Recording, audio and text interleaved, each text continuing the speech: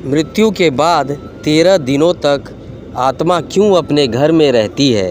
दोस्तों, आप सभी का स्वागत है हमारे YouTube चैनल यूथ एम्पलीफायर में। जिस तरह जीवन एक सत्य है, ठीक प्रत्येक व्यक्ति को ये भी भली भांति पता है कि मृत्यु भी एक ऐसा सत्य है जिसे कोई जितना मर्जी झुठला दे, परंतु इसे बदला नहीं जा सकता। कहने का अर्थ है कि जिसने इस पृथ्वी पर जन्म लिया है उसे एक ना एक दिन अपने प्राणों की आहुति देनी ही होती है। इस बारे में हम में से बहुत लोगों ने कई बार अपने बड़े बुजुर्गों से कहते सुना होगा कि मृत्यु के बाद मनुष्य शरीर की आत्मा 13 दिन तक अपने घर में रहती है। मगर ऐसा क्यों? इस बारे में क्या किसी ने सोचा है? अगर नहीं तो चलिए आज हम आपको इस वीडियो में इससे संबंधित जानकारी बताते हैं और जानते हैं कि आखिर क्यों मृतक शरीर की आत्मा 13 दिनों तक अपने घर में भटकती रहती है। साथ ही ये भी बताएंगे कि 13 दिनों तक मृतक के नाम का पिंडदान क्यों किया जाता है।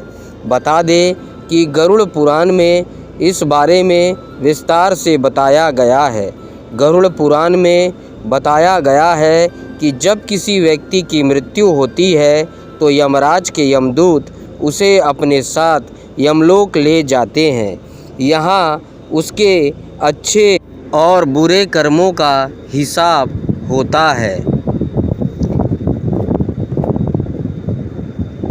आत्मा को हिसाब करने के बाद वापस छोड़ जाने के बाद मृतक की आत्मा अपने परिजनों के बीच भटकती रहती है और अपने परिजनों को पुकारती रहती है, लेकिन उसकी आवाज़ को कोई नहीं सुन पाता।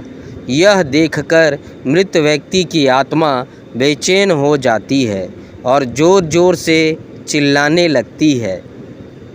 इसके बाद आत्मा अपने शरीर के अंदर प्रवेश करने की कोशिश करती है, लेकिन यमदूत के पास बंदिशें होने के कारण वह मृत शरीर में प्रवेश नहीं कर पाती।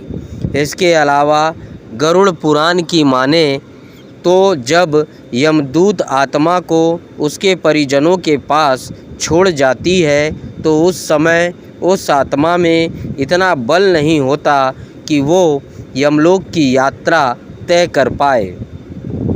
गरुड़ पुराण के अनुसार किसी भी मनुष्य के मृत्यु के बाद जो 10 दिन तक मकिया जाता है उससे मृतक आत्मा के विभिन्न अंगों की रचना होती है और जो 11वें और 12वें दिन पिंडदान दिया जाता है उससे मृतक आत्मा रूपी शरीर का मांस और त्वचा का निर्माण होता है।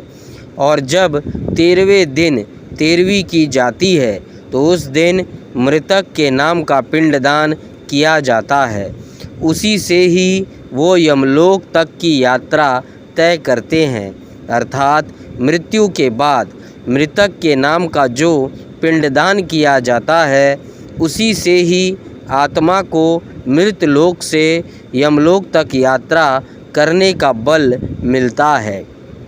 इसलिए ही गरुड़ पुराण में बताया गया है जब किसी मनुष्य की मृत्यु हो जाती है तो उसकी आत्मा 13 दिन तक अपने परिजनों के पास घर में भटकती रहती है और उसके बाद आत्मा मृत लोक से यमलोक की ओर निकल पड़ती है, जिसे पूरा करने के लिए उसे 12 महीने यानी कि 1 साल का वक्त लगता है। इतना ही नहीं, मान्यता के अनुसार 13 दिनों तक मृतक के नाम का किया गया पिंडदान उसके 1 वर्ष के भोजन के समान होता है। पिंडदान ना किया जाए तो क्या होगा? इसके अलावा बता दें, अक्सर लोगों के मन में ये सवाल भी ज़रूर आता है कि अगर किसी मृत व्यक्ति के नाम का पिंडदान नहीं किया गया तो क्या होता है। तो दोस्तों, आपको बता दें कि इसका भी वर्णन गरुड़ पुराण में किया गया है। जी हाँ, जिस मृतक व्यक्ति का पिंडदान नहीं किया जाता, यमदूत उसे 13वें दिन जबरदस्ती घसीटते हुए यमलोक की यात्रा की ओर ले जाते हैं और मृतक व्यक्ति की आत्मा को इस दौरान काफ़ी कष्ट उठाना पड़ता है। इसलिए हिंदू धर्म में मनुष्य की मृत्यु के बाद 13 दिनों तक पिंडदान करना आवश्यक माना गया है। इसके अलावा आपको बता दें कि 13वें दिन परिजनों के द्वारा मृतक व्यक्ति के नाम का जो भोज करवाया जाता है, अगर वह कर्ज लेकर किया जाए तो मृत व्यक्ति की आत्मा को शांति नहीं मिलती। इतना ही नहीं, गरुड़ पुराण में यह भी बताया गया है कि जो व्यक्ति जीवित रहते हुए अच्छे कर्म करता है, मृत्यु के बाद उसकी आत्मा को यात्रा के दौरान यमदूत कोई कष्ट नहीं देते और जो व्यक्ति बुरे कर्म करते हैं उसकी आत्मा को यमदूत यात्रा के दौरान कई यातनाएं देते हैं और आत्मा को कई कष्ट भोगने पड़ते हैं। दोस्तों, ये सब बातें गरुड़ पुराण में विस्तार से बताई गई है।